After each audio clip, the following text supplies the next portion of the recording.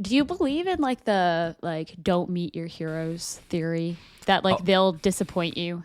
Actually, yes. You know why? Because I have met a hero of mine. No way. And That it was my really follow-up disappointed question. Was have you ever met like somebody that you wanted to meet? So this is kind of a deep cut.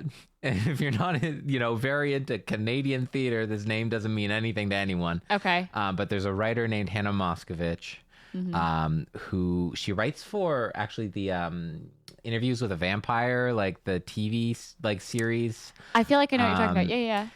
Yeah, so she's actually a writer on that show, but she's also written just some of like the best plays in Canadian theater and like very like provocative work. And I'm just such a huge fan of hers. And I drove like 4 hours to go see her, like give a talk at a university.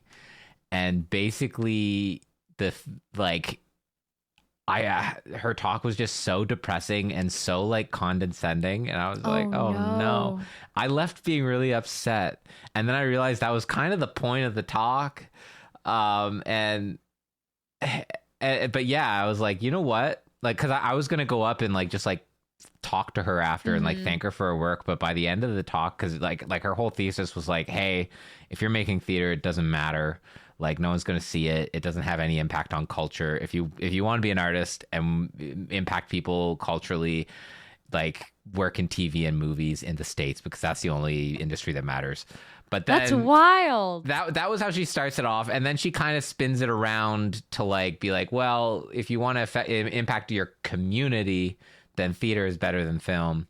But I was like, I'm sorry. Your whole thesis is wrong there, because if you want to impact culture, be in a fucking Mr. Beast video, right? Like, if you want to, if all you care about is the number of eyeballs on your media, nobody's beating that.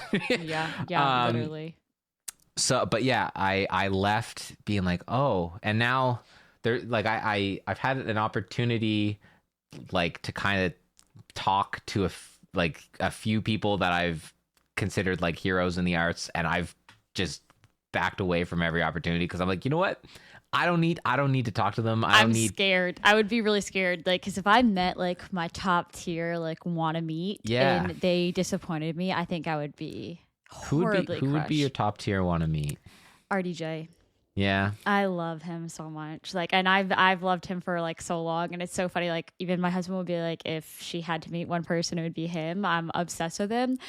But seeing him, like, I do feel like he would be fun to meet, and I feel like he would be a good sport about meeting people. Yeah, So, but I'm just so scared to like meet like anybody like that, and then it'd be like soul crushing. I have gotten to meet, like, I don't know, you might not know, but like anybody who listens to country music, there's a country music star, Brett Eldridge, which you probably know because I talk about him. He's on my Christmas playlist because you made me put him on my Christmas playlist. Yeah, and so I did get to meet him in Nashville once, and it was very, very quick though, and it was really like a good interaction, very quick though, but it was good. And I'm trying to think if there's anybody else. I got to meet very, very quick. I didn't want to bother them because we were at the zoo, but I don't know if you know the LeBrant family from like YouTube. Yeah. I saw her and her kids at the zoo. Oh, cool. And I just went to mom, and I just was like, hey, like, I enjoy watching you guys' stuff. I hope you guys are having a good day, kind of thing. And she was super sweet and was like, thanks so much. I hope you have a good day, kind of thing. But I was like really trying to be like hi and bye, because I was like, you're with your kids. Like, I'm not trying to be that person. Can I take a picture and video of everything? So yeah, I'm actually named after my mom meeting a celebrity. That's right. I feel like I remember you telling me this before. I'm named after Alec Baldwin because he sat next to my mom on a plane when she... Okay, just kidding. I did not know that. Yeah, because he sat next to my mom on a plane when she was like very pregnant, and he helped her on and off. Oh, that's so sweet though. Yeah, apparently he was very nice to her. And yeah, she was like on some sort of like business trip in her third trimester, which is like shouldn't be flying at all. And yeah, he helped her like on and off the plane, like carried her bags and stuff. Oh, that's so cute too. Oh my gosh. Oh, that's fun. So you guys will kind of understand the point of this, like of meeting your heroes, but also like do you ever go and do the things that you have like in your mind that are incredible, like games turning into movies or books turning into shows or movies or whatever? And we're going to talk about that in a little bit. Yeah. So in my mind, it sparked like the do you ever meet your heroes kind of thing. So that's kind of where I got that question from.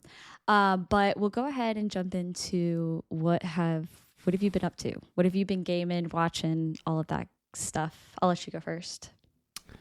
Yeah. You know what? I haven't been gaming a whole lot. No? I feel like my brain's been in such a bad place that like sitting down and in gaming has been hard for me. So I've needed to get away from screens and away from the internet and away from YouTube. Oh yeah. And I don't know what it is about spring, but every spring I'm like, I need to get back into reading comic books.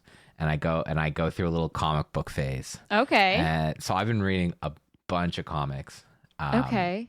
Yeah, and when I went to a comic book store like 2 weeks ago, and I found out that like DC Comics has a new line called the Absolute Universe, where basically it's like a fresh restart on the DC universe, but they like do like dramatically different takes on the characters. Okay. Like for Batman, Bruce Wayne did not grow up rich.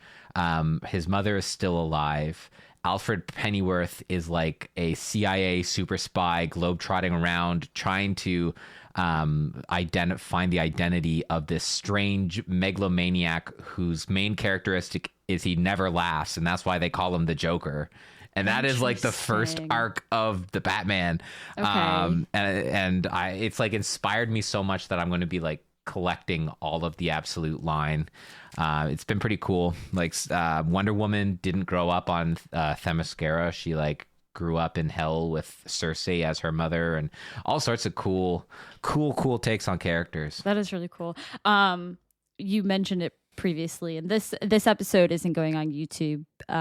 Just for those of you who sometimes maybe go to YouTube to watch it. But Alex was showing me before we started recording that he has some.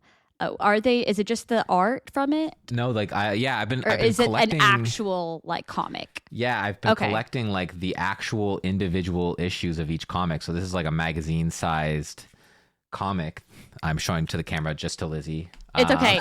Well, what I was going to say is take some pictures if you don't mind, and we could put them on our Instagram. Yeah. I've been trying to get better about posting stuff to our Instagram because that's probably where I'm the least active. So I want to post some more stuff of like just things even that we do on there. So I think that would be a cool one. Everybody can see what they look like because they are rather neat. Yeah, they're pretty cool, and I'm really excited about it. And it's been a lot of fun to just kind of dive back in and not have to worry about the 6 months to a year of story that I just have missed from DC. And I've also I just went on a road trip and I was reading like digital comics on my phone. Okay. And that's been working out pretty well because they have like essentially a Netflix subscription for Marvel and a Netflix subscription style thing for DC where it's like $10 a month and you get access to like all their comics ever. Oh wow. Okay. So it's really cool. And then besides that, I guess I lied a little bit. I've been playing Bloons Tower Defense while in boring meetings at work. I just sit there and I play Bloons Tower Defense. It's just very addicting. Now that Severance is over, I know. Are you on any new shows yet, or are you just you took a break from that since Severance is gone? Well, I'm not on a new show. I'm rewatching the MCU as part of my comic sort of renaissance, as it were, because it's been a while since I've like sat down and started at Iron Man 1 and just gone up to current. I was going to say, how are you watching it? Are you watching it in the way it was released, or like the quote unquote chronological order that you're supposed to watch it in? I'm watching in release order. Okay. Just it's easier, and I know the release order, and I don't want to have to jump around for different episodes of TV or whatever. Yeah.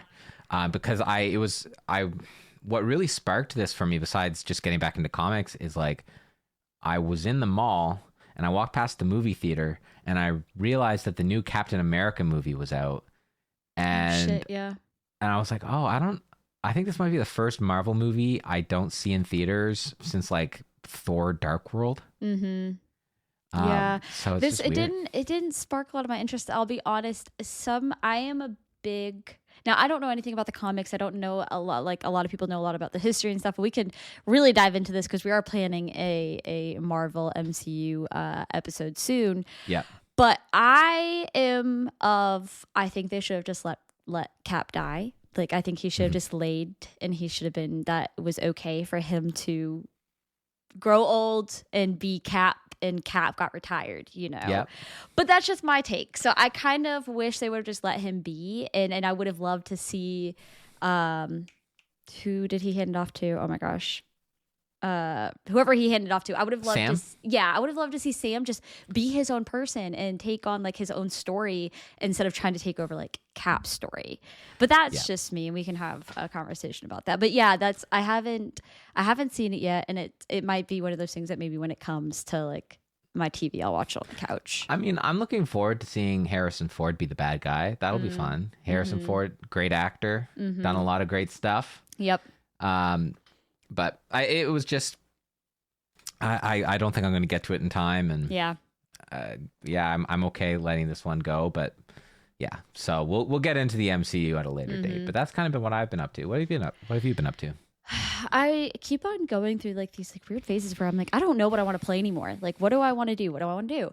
And so, Repo is still like big, and I've been really still enjoying Repo. I've been trying to like find other things to do, and so I started looking through like just Steam and like Nintendo Direct, and because I have Game Pass as well, and like Game Pass, and like just started like just trying to find things that I thought would spark my interest, and so I started Moonlighter, the first one. Okay. And I got in like a few hours of it, and I'm a little iffy. I'm not 100% sure how I feel about it. But I was really interested. The reason that I got interested is because Moonlighter 2 comes out soon, and I really liked the look of that game. I was like, ooh, this looks interesting, but I should probably go play the first one to see like what is it actually about.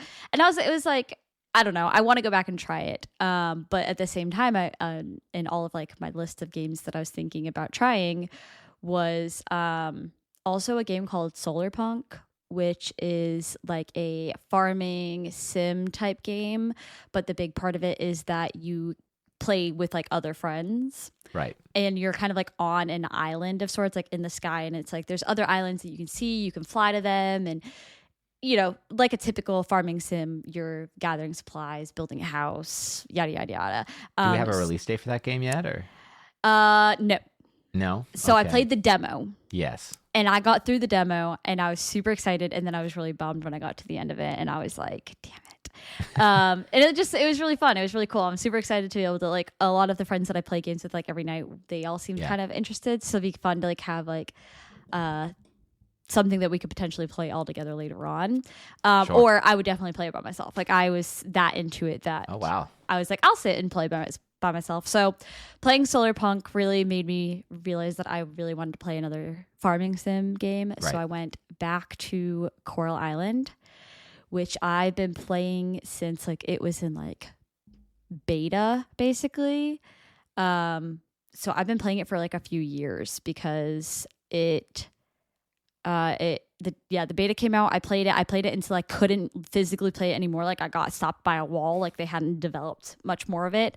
And then I stopped and I came back, and then I again took another break, and I was like, I need farming sim. And I was like, you know what? I'll go back. And I literally opened it, and it came up with like 8 updates. And I was like, this feels like this is like a new game all of a sudden. So I've been playing that. Did you start fresh, like from like a new farm, or are you just continuing? No, I picked up. I have 2 farms, and I think the first one that I started was from a long time ago, like when it was in beta access. Right. And then I started another one like a year ago or so that I've been playing on and off, and I just picked that one back up. So that's been a lot of fun. I've been enjoying that. It keeps me busy, and like I said last time, I enjoy mundane games like that sometimes. Oh, sure. Like just like, go find this and put it here, and you know. So yeah, I've been doing that, and then we started a new show. We started The White Lotus. Oh, okay. Yeah. Have you watched it? My wife loves it. Really? It's one of her favorite shows. So we just started. We're only like 3 episodes in, I think. And very interested I'm very, very curious to see how this goes. There's a lot of surprises in those first 2 episodes that made me and my husband go, oh, whoa. I mean, they cast some really phenomenal actors in it, right? Like Aubrey Plaza's in one of them. I think that's later season on. 2, I think. Yeah, but like Jennifer Coolidge, and Sydney Sweeney, and I'm gonna butcher her name, but it's Alexandra Daddario. I think she's the one with the crazy big blue eyes. Yeah. So yeah, great cast. We've only heard good things. Literally, my husband and I were like, I've only ever heard people talk about it, but I have no idea what it's actually about. The only criticism I have seen for any season of The White Lotus is that they took out the from the theme in the 3rd season. Oh, interesting. Like that, the weird, like the set, like I said, we're only like 3 episodes in. That's the only criticism I've ever seen, is because I've seen so many. I got on a weird part of TikTok where it's specifically people memeing on that sound in the theme song of season 1. I'll have to pay attention and listen to it more. I feel like I know what you're talking about, but that's hilarious. Walter Goggins is also in it, which he's incredible too. He's been in so much. But started that. We're only like 3 episodes in, but we're very interested in that. I think we're gonna either start after or do some kind of tandem watch.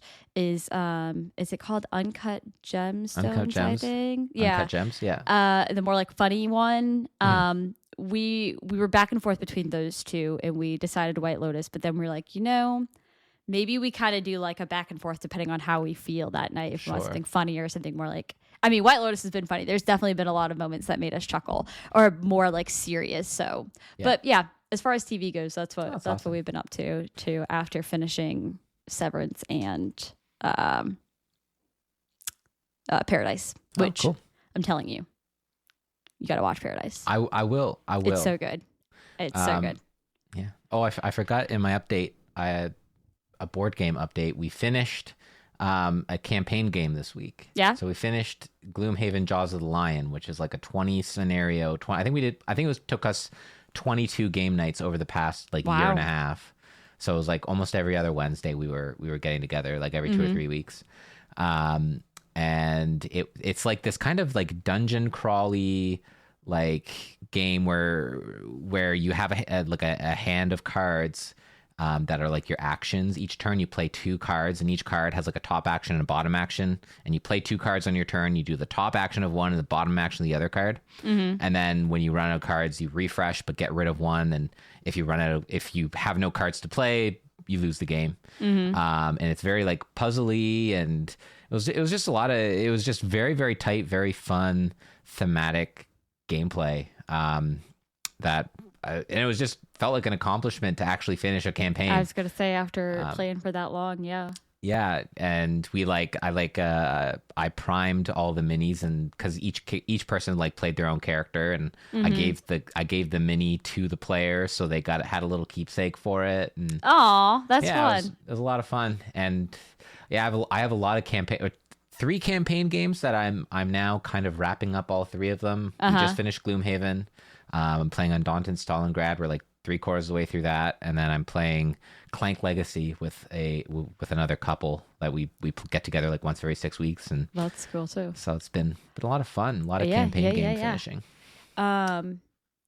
Let's see. I think that is everything for me as far as like what's been going on. So we're gonna jump to like a little bit of news, and then we're gonna jump to like the brunt of this. We wanted meat and potatoes. Yeah, we wanted to talk about the fact that Nintendo Direct just hit the other day. Yeah, and which is funny, that was one of our very first episodes, was going over the Nintendo Direct. Yeah. Which is crazy enough is I feel like just the other day I was talking about this, but that episode ironically moves kind of fast.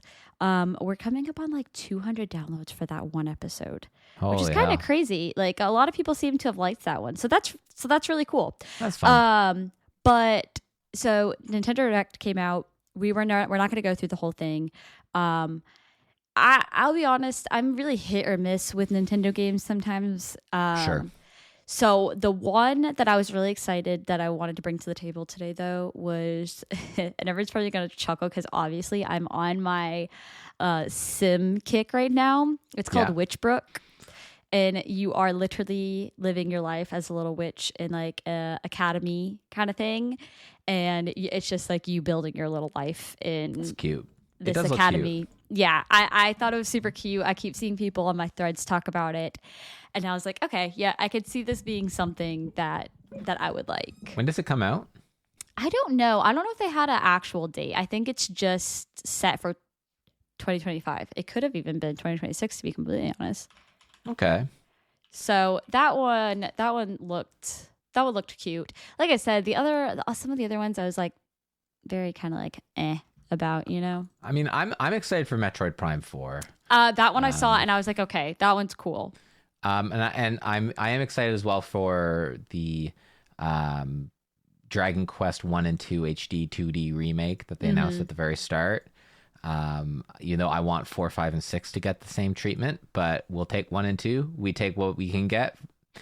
I think Pokemon Legends ZA, I will play. I was going to ask you, that was my next one. I was like, I put down Pokemon as well because as I've been buying Pokemon cards lately. You're on a bit of a Pokemon kick. So I've been buying Pokemon cards. I was like, maybe, I'll give this one another shot. I would like to go back and at some point finish out Arceus. I never finished it. I think I would probably just start a whole new run, start from the beginning and relearn and redo. See, I didn't like Arceus. Really? I liked what I played of it. I got almost all the way through it. I was down to like the last area, I think. It's the only Pokemon game that I've ever just like not played after I finished the main story. I finished the main story and I was like, okay. And then I think it also has to do probably a lot with like you're a very like deep Pokemon where you've been playing Pokemon your whole life with like where you guys have more like you play with a lot of the games have like trainers or like the bosses or whatever it is, where like I know this one was very different than a typical one to my understanding at least. Yeah, and I just thought like it was very technically unimpressive. Like the graphics were really terrible. The pop-in was pretty atrocious. I think I'm just losing patience with like the lack of quality in Pokemon. Like I almost wish that Pokemon stayed in like a sprite-based game. Yeah. Just because it just performs so bad. Yeah. And I look around, I see other games on the console looking so much better, and I understand that it's because they just don't have the room to like make a spend 5 years and make a good quality first party game because they need to sell those Pokemon.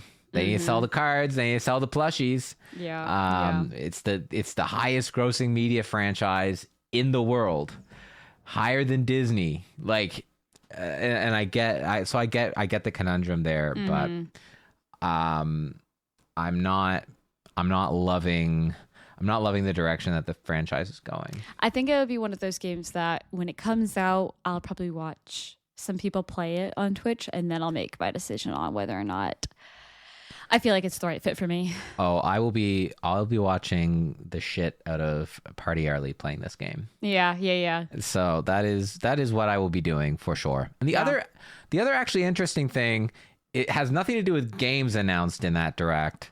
Well, there's actually two more interesting things, but the big one for me was, did you follow that whole like virtual game card thing where I didn't fucking understand it. I'll be so real. I got some takeaways that were cool, but for the most part, I was like, what the fucking point? Okay. So hear me out. Okay. I am someone who has 2 Switches. Well, technically 3, but 2 Switches. Because one is kind of half broken. So I replaced like my like main Switch with like when they came out with the OLED. And then I have a Switch Lite for like travel and stuff. Right now, if I am traveling and I want to use a digital game that is not on my, like I'm not on my quote unquote primary Switch, I have to connect to the internet for it to then check to see if I'm allowed to play the game. Right. But this one takes, like what this update is doing is it's taking away the whole concept of having a primary and secondary Switch. And it's just saying, okay, right now, this Switch is allowed to play my digital copy of, Breath of the Wild or Mario Maker 2 without having to check the internet to make sure that it's able to play. Mm-hmm. And then this Switch over here can play, Super Mario Bros. Wonder and Pikmin 4 without having to check the internet to being able to play. Okay. So if I'm going on a trip, I can first load what the games that I want as my digital game card, the virtual game card, and I don't have to worry about it. I guess that makes sense, because I was going to say it's like a problem that I don't really have because I only have one. So I'm like, I'm just going to pick it up and take it with me. What the fuck does it matter? But you might in allegedly June. Rumor has it June, when you get your Switch 2, which I'm assuming you're getting a Switch 2 at some point this year. Oh yeah. You're going to have a primary Switch and then a Switch 2, and I'm guessing it's going to have like backwards compatible games, and you're going to be able to use the like idea of a virtual game card to be like, okay, this virtual game is currently on my Switch 2, and this game is on my Switch 1. I did like the whole how like you can have like the family sharing if you're on the same networks. Like if you had kids with multiple Switches, yeah, like if you had Breath of the Wild, you can have like so and so share, or you can borrow, quote unquote, the game from whoever's in your internet to be able to play. So it's like you don't constantly have to buy two games, which is nice. I did think that one was cool. Like I said, I watched it, and at first I was like, what is the point? And then there was like a few points that I was like, okay, I get it, but if I had to, I wonder if I can convince some homies to like go on a family plan, and then we can just all buy one copy of the game and share it around. From what I saw, they have to be on the same internet though. So it's like it runs through like IP address and stuff. So it's like, unlike like I know like a lot of people tried to do that with Game Pass for a long time, and then Game Pass changed it, and so many people got cut out because now it runs through like you physically have to be in the same house to share it. You hate to see it. Mm-hmm. How dare y'all make us actually buy more than one copy? Damn. But besides that, was there anything else in Nintendo Direct that you were uber excited about? Just that it sounds like the Switch 2 Nintendo Direct is next week. That will be very exciting, because I'm very curious to see what their plans are for, because there's gotta be a major game that is going to be dropped with it, is what I would assume. Oh yeah, there's got to be.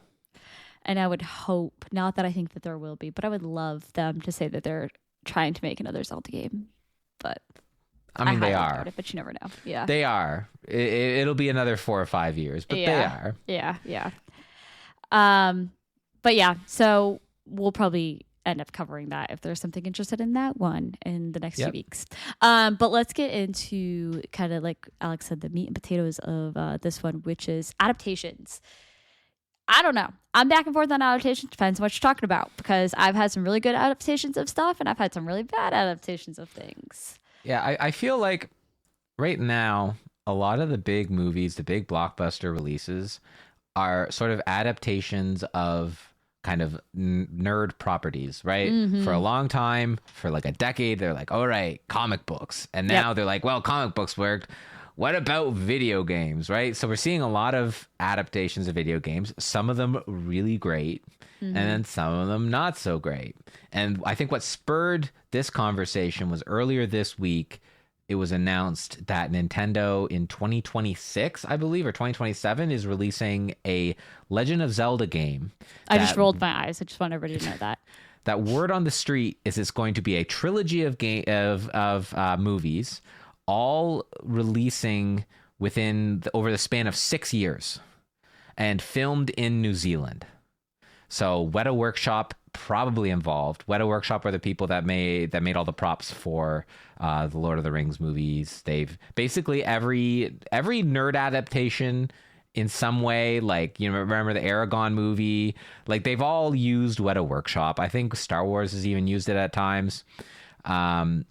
So that I think has sparked a lot of interest in that topic for me. Did you see the Mario movie when it came out? I did. Not when it came out, but I saw it. I just happened to see it later. And personally, I liked it. I thought it was funny. I actually chuckled at it. I was like, okay, like it's not as bad as I thought it was going to be, nor could it have been. Yeah, it was very fun, and I think my only critique was I was like, why didn't they make any joke about Mario using mushrooms in at all? Like I was like, it's right there. Yeah. You know, the drug joke is right there. Y'all could have done Magic it. mushrooms, it's right there. But I thought it was cute, and obviously Jack Black really captured the Zeitgeist with his musical ability. With the Peaches song.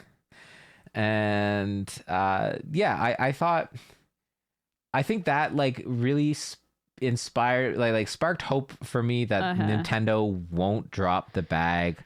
But I think with the Zelda movie in particular, I'm like, tonally, what are we going for here? Is this like a little kids thing? Are we going to do a little bit more like Princess Mononoke style, like more of like an anime for like young adult style? Or like, are we going live action with like, God, I don't know, Tom Holland as Link? I don't know. Okay, I don't. Let me make it very clear. I don't want any of it. To be completely honest, I don't want it. I think it is a don't meet your heroes type of situation. Right. Don't ruin something that doesn't need to be fixed. Don't mess with things that are already really good. So, are you anti-adaptation in general? For Zelda, yes. For anything else, it kind of just depends. I don't know. I guess some of it might just come from a deep love of Zelda that I really just don't want them to be messing and ruining things.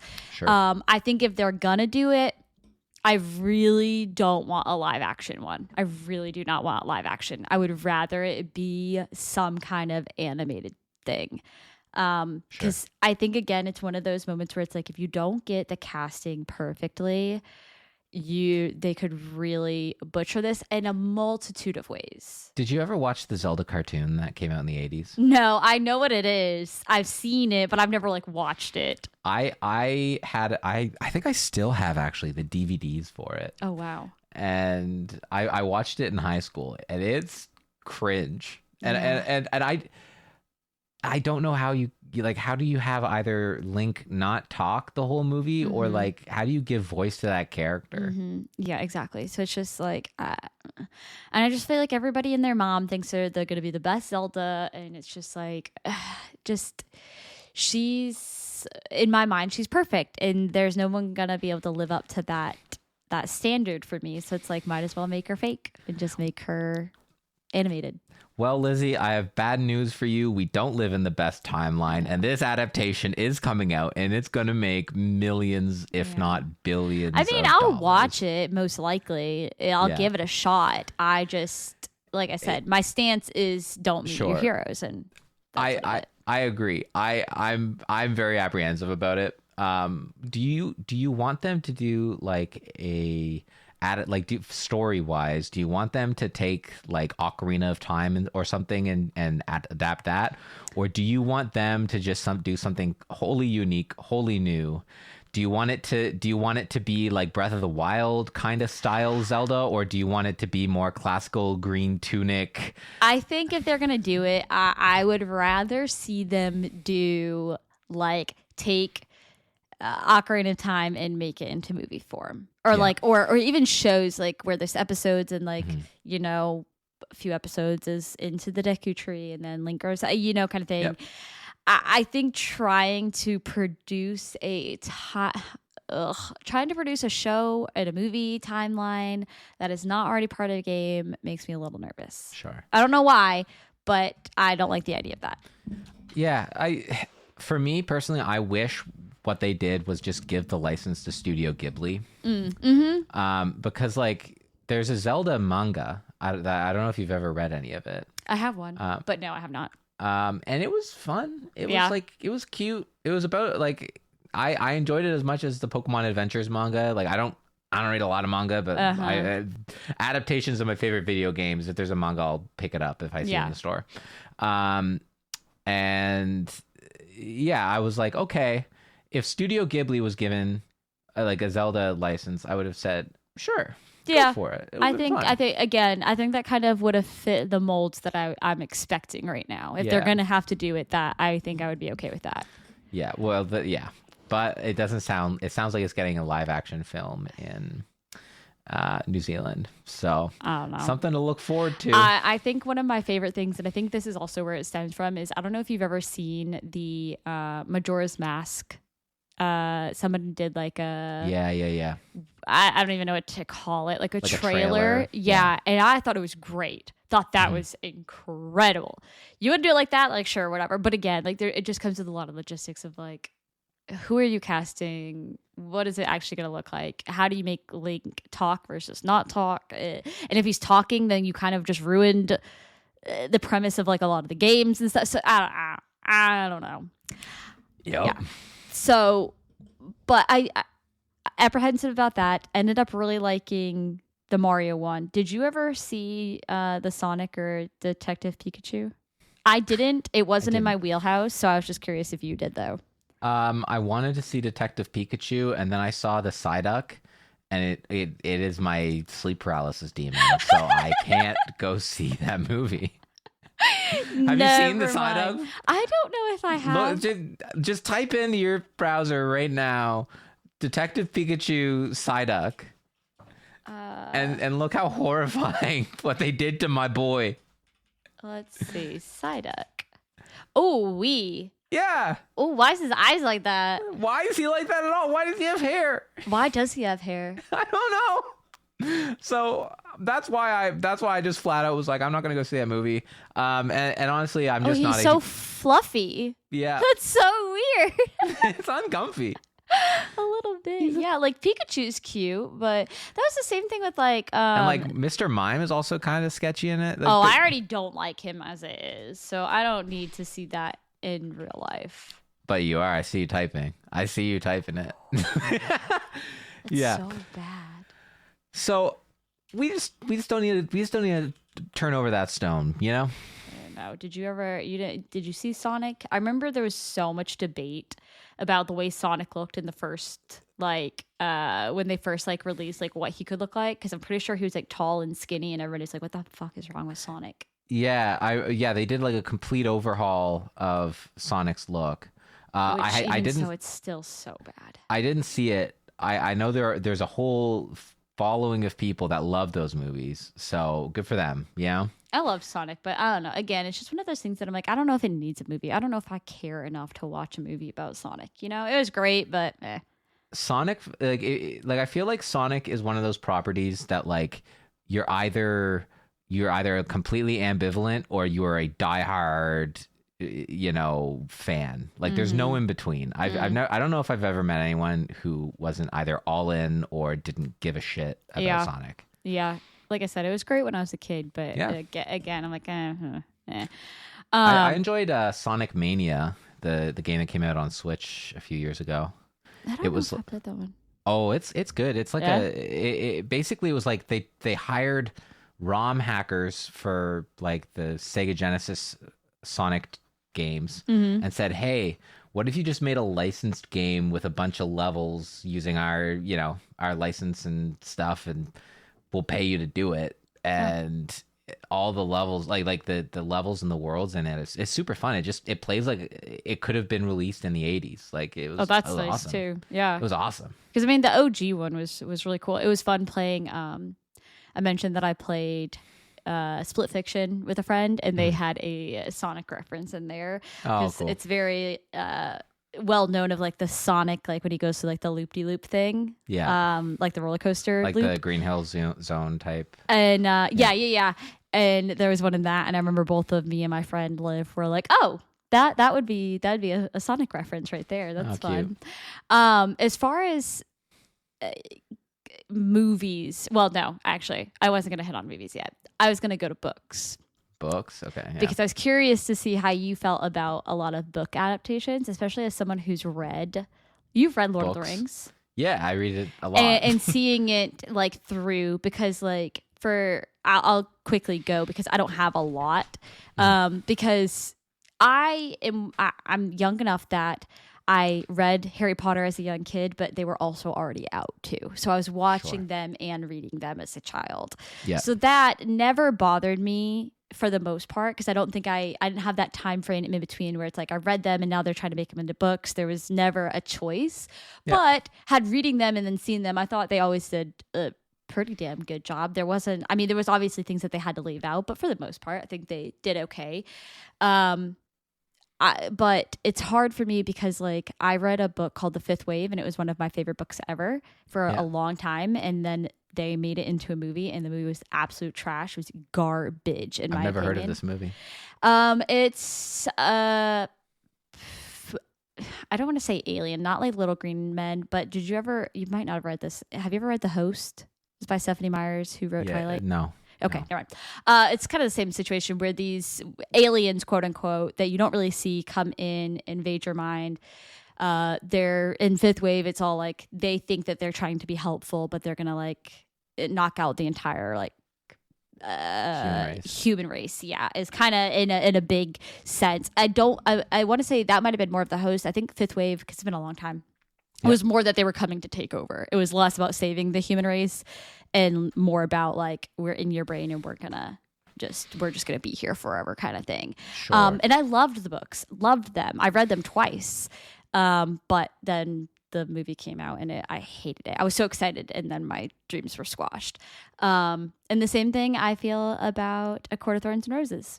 I think they should not touch that book. Oh, you know they're going to. I know they are. I mean, we talked about this previously. Hulu had the rights to it. Hulu just lost the rights to it because it's been so long that it's been just sitting there and nobody's done anything. That's wild. That's wild to me. Yeah.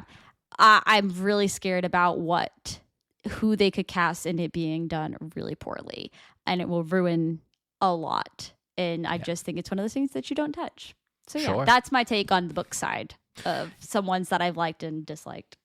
I think it's really, I think it's a double-edged sword. Like, I think the Lord of the Rings movies, obviously there are things that they leave out. Like, I think the most commonly referenced omission from Fellowship of the Ring is Tom Bombadil. Like, there's the Tom Bombadil section is just not in the movies because he doesn't really affect the plot of the books much, to be honest. But it's, he's just such an iconic character in Rings lore. And actually, so another fantasy series. Have you ever heard of Wheel of Time? No. Wheel of Time is another like epic fantasy series that it started in the 80s and it went until the early 2000s. Like so long, like it's 15 books, I think, if you count the novella prequel. Holy shit. And they're all like 1,500 pages. Like they're just massive epic tomes. There's entire books that are just going from POV to POV of just everybody's reaction to the same event. Oh, interesting.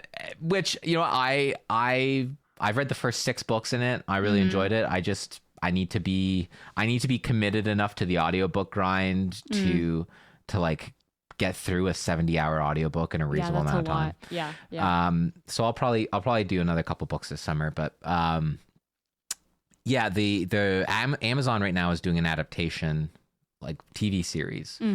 And I feel like it's interesting. The closer that they are to the books, I think the more people are enjoying them and the more I've been enjoying them. Okay. Like I felt like the first season really veered away from the books on a few key things, and like they skipped out on sections of the books that I really liked, and I was like, oh, that's a bummer. But I feel like as the seasons have progressed, like season 3 is coming out right now, and season 3, even though they basically skip over book 3, or they might be going back to it, I'm not sure, but they're doing book 4 and 5 stuff right now.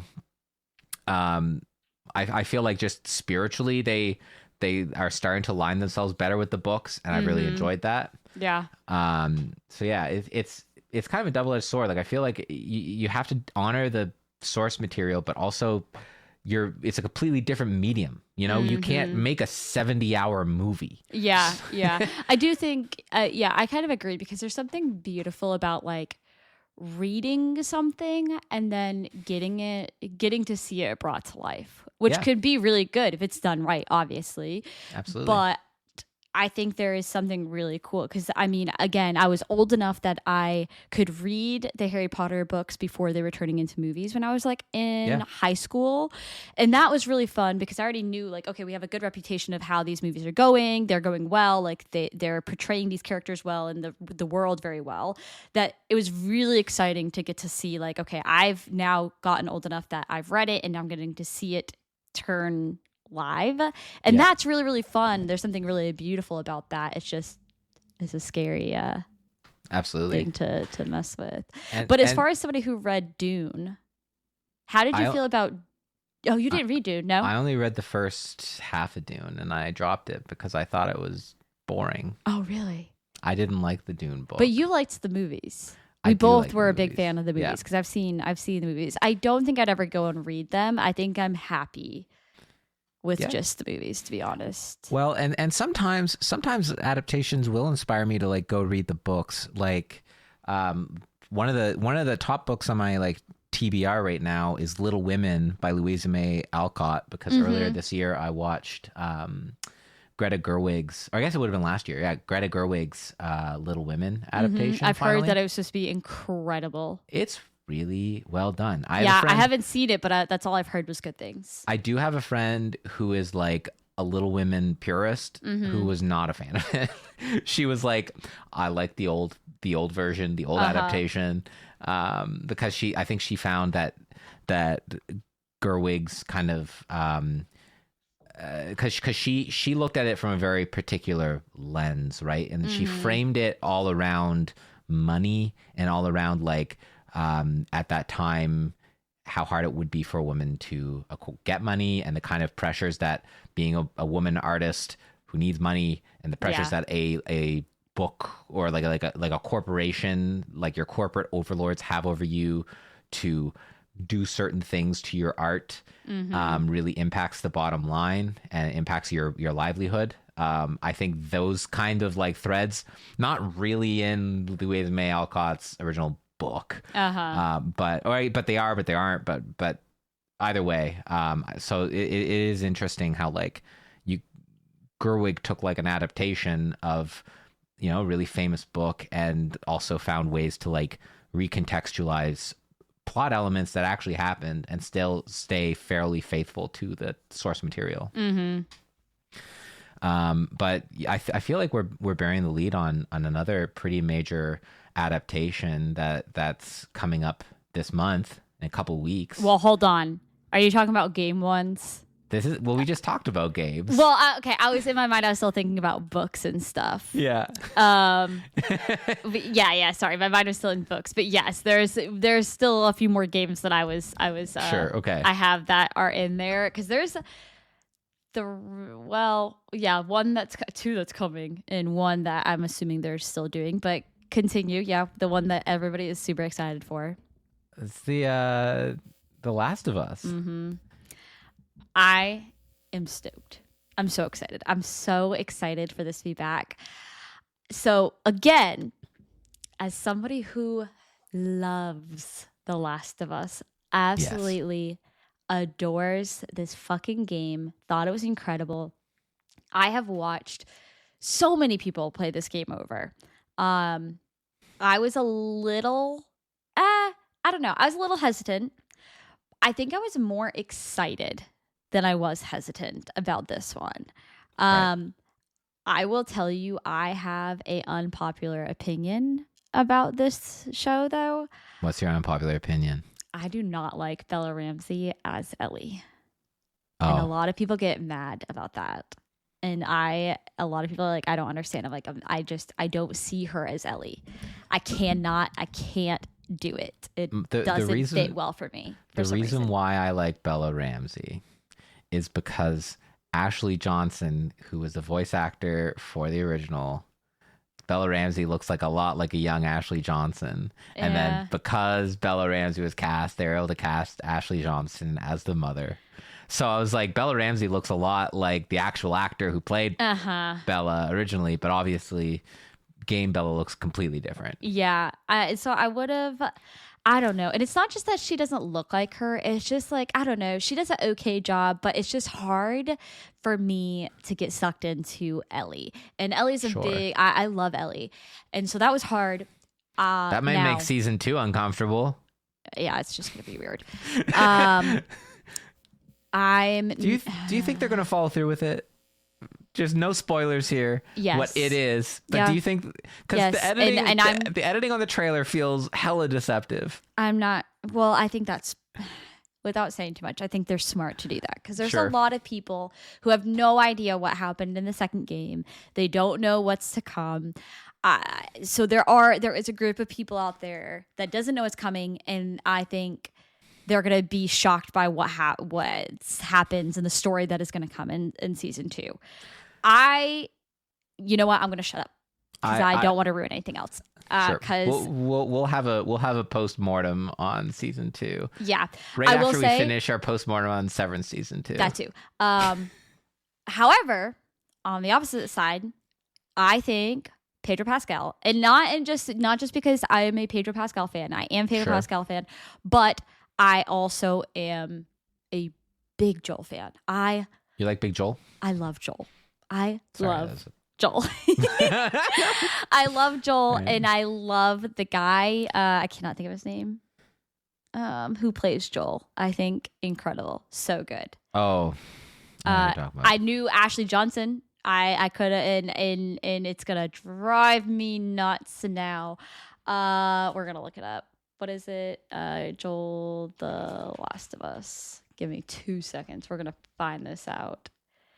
You know what you guys should not do is look up. Is Joel the Last? Yeah, because I'll tell you what. The first thing that comes up is a question about Joel, and it would ruin a lot for you. Troy Baker. Troy Baker. Yeah. I also look at him and I'm like, I cannot believe that you're the voice of Joel. Like, because Joel is so rugged and deep voiced, and Troy Baker is Troy Baker's a really talented voice actor. Like, he's done a number of stuff, hasn't he? He is in. Isn't he also? Yeah, he's in Uncharted. Yeah. Oh, sorry about that. He just did Indiana Jones, which is really cool. He's also, if you play Marvel Rivals, he's Loki, which is really neat too. Well, so there's like a whole list of what he's in. Yeah, and hey, Marvel Rivals, great adaptation of comic books, right? Mm-hmm. Man, now that I'm in my comic book era, I'm like, do I need to try this whole Marvel Rivals thing? But I feel like so late to the party on it. You know, everyone's off that. You have a group of friends who would be happy to play with you. I haven't been playing, but if you were like, hey, I wanted to try, I would jump in to play a few with you. I kind of want to try maybe next weekend. Yeah. So yeah, I'm very excited. That's probably my number one pick for games turned shows. It's awesome. Because that one, it's just so good. I love it. I really, like I said, I don't think it's just that I love Pedro Pascal. I think he portrayed Joel incredibly. Yeah. I buy into that one very easily, very quickly. The other one that I had to Google was Tommy. Okay. Joel's brother, Tommy there. Yeah. Oh my God. Watching The Last of Us, I had to Google it. I was like, is this actually the person who plays Tommy in the games? Because they sound eerily similar. And he also kind of looks like Tommy. That one tripped me up. I was very confused by that one. So I'm excited about the second season because of some of the things that they're going to do, but also them casting a character named Abby in The Last of Us 2 and how that's gonna pan out. So yeah, without spoiling anything.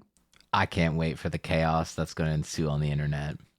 I don't want to talk about it because I'll talk about things that will give it away for anybody who doesn't know. When the game came out, already there, like, people are so divided on this game. Mm-hmm. It's insane. Like, yeah.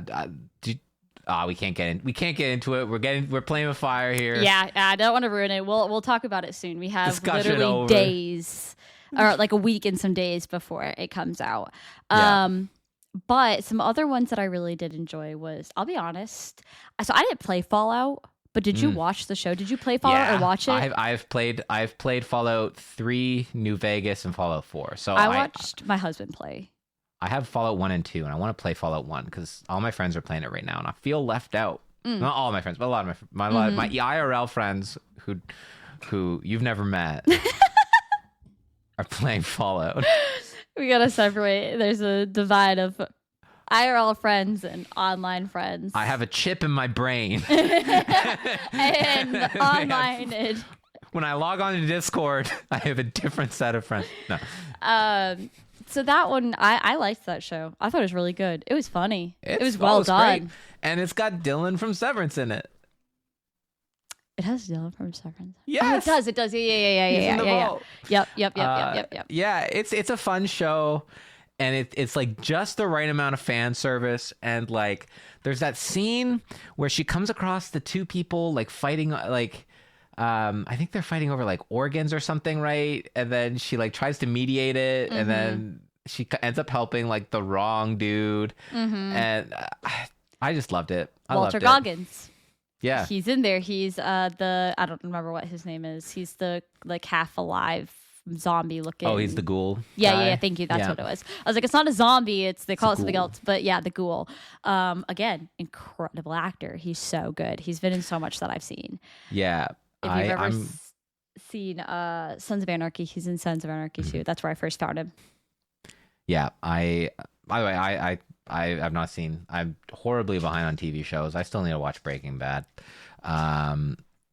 But I love Breaking Bad. Everyone loves Breaking Bad. No. Sorry. I'm thinking of Prison Break. My bad. I've never seen Breaking Bad. I tried to watch it. We can talk about Prison Break.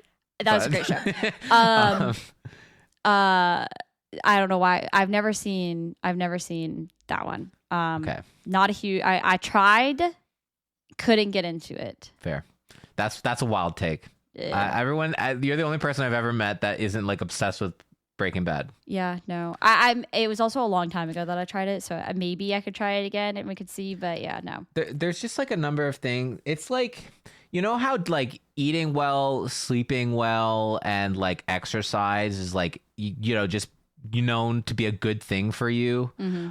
I know that Succession and Breaking Bad are just two shows that are just like everyone says they're great. I know I'd enjoy it. Succession, one. I just don't have a time in my life to commit to a TV show unless it's an adaptation of a video game I like or Severance. I tried Succession, also could not get into it. My husband watched it. He loved it. He thought it was great, but I tried. I watched like 2 episodes. It was like, no, not for me. I know I'm going to like it. I just don't know when I'm going to like it because I don't know when I'm going to watch it. But... last one that I have. Okay. Loved this. Thought it was great. Didn't play the game. Watched my husband play the game. Watched the show. Love the show. Actually rewatching the show right now. The Witcher. Oh, yeah. So good. And then, what did they do? Witcher 4 looks so good. Oh, they got rid of... Witcher 4 does not look so good. What the fuck are you talking about? I think it looks great. What are you talking about? What are you talking about, me? Are you talking about the fucking show? No, I'm talking about the video game. Have you not seen the trailer for the Witcher 4 video game? I'm like, no, how it looks can you great. watch that trailer? I was like, well, I was thinking, have you not seen the trailer for the new Witcher show for the season? No. It looks like trash. There's nothing you see. So how can you say? They got rid of my boy. Yeah, exactly. That's my point. Oh, Why are we yelling? We're on the same side. Angry that they got rid of Henry Cavill. So angry. And it's not that they got rid of it. We were talking about this right before.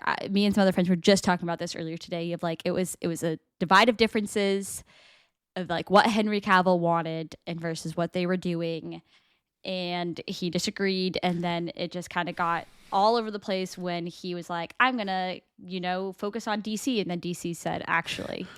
Well, I think some of that was also like, so during the Snyderverse, one of the main criticisms of it was like, why can't you have Henry Cavill show up in like the Shazam movie and stuff, right? Because he was supposed to be in the post-credit scene. Yeah. And it was because he signed away his likeness to Netflix in his contract and didn't realize it. So they had complete control over what he looked like as long as The Witcher was running. And then I'm pretty sure this is, hearsay from a YouTube channel who I've trust with stuff like this. But apparently, Allegedly. allegedly, in a video game, James Gunn said like, "Hey, you should leave the Netflix and come be Superman." And then when he did that, like they didn't cast him as Superman. Yep. Which is kind of wild. So I think there's a lot of things going on. I don't think he just full up and walked away. I have heard and seen that like they did The Witcher like wanted to like take on some different avenues that Henry Cavill did not want to do, because if you guys look at Henry Cavill, you like know a little bit about him. He's very nerdy guy, like builds computers, plays video games. I think he's a huge like Witcher fan. So huge Witcher fan, huge Warhammer fan. Yeah. So I think like there obviously was some like discrepancies in what I think they were going to do and what he wanted to do. Yeah. So not thrilled. Sorry, Liam Hemsworth. I like you and all, but you are not Henry Cavill that we have just now spent 3 seasons with. And I just think it's so silly to then like pull the rug underneath everybody and be like, here's somebody else. It's like, I'm probably going to watch it just because I've watched 3 seasons and I'm invested in like, Siri's story and Yennefer's story and everybody else. It just is very annoying that like I don't like change, and now they're going to change up the biggest part of this fucking show. Change is scary, but the happy news for Henry Cavill fans is he is now working on adapting a different nerd property in Warhammer. Oh right, yep. Amazon has hired him. I think he's like a producer on there or something. And obviously at some point he's going to show up in some sort of space Nazi uniform because he's Henry Cavill. And he's gonna show up as like a space marine or an Adeptus Custodes or some sort of, for the Emperor, everything's terrible because it's the grim darkness of the 41st century, 41st millennium. That's what it is. 41st millennium. Did you play The Witcher? No. I've played 6 hours of The Witcher 3. Oh, okay. I just was. And you watched the show though. Yes. Okay. And I will play The Witcher 3 before The Witcher 4 comes out. I might have to, because The Witcher 4 does look very interesting to me. Yes, it does. I don't know why you attacked me about it earlier. Dude, in my mind, you have to understand, in my mind, I thought you were talking about season 4 of The Witcher, okay? And you're like, it looks great. And I'm like, first of all, we have like a 5-second trailer of them just releasing basically what's his face turning. I was like, we haven't seen anything, so how are you going to say it looks great? And they took away Henry Cavill. You're like, it looks great, Lizzie. What is wrong with you? And I'm like, what is wrong with you? I didn't say season 4 looks great. I said The Witcher 4 looks great. I mean, it sounds very similar. So yeah, those were some of my games that have been adapted. Did you have any other ones? Those were the ones that I had listed. No, I think that's a pretty good list, and we're getting close to time. We can talk about book adaptations for the rest of my life because a lot of books get adapted. They are doing a lot of game adaptations, and that could be a whole nother conversation because I saw a list of ones that they have potentially in the work, including like Split Fiction that I just finished. So we'll see. I say let a lot of them lie, but at the same time, like I really loved Fallout and The Last of Us, so it's hard that to be like don't do it because those end up being some of my favorite shows. So they should adapt the Elder Scrolls just to encourage Bethesda to actually work on the Elder Scrolls Part 6. There you go. That too. Because I'm tired of playing Skyrim. Give me a new game. I am tired of playing Skyrim. Let us know if we missed any, per usual. Sure. We appreciate you guys, and I hope you guys enjoyed this, and we will see you guys next time.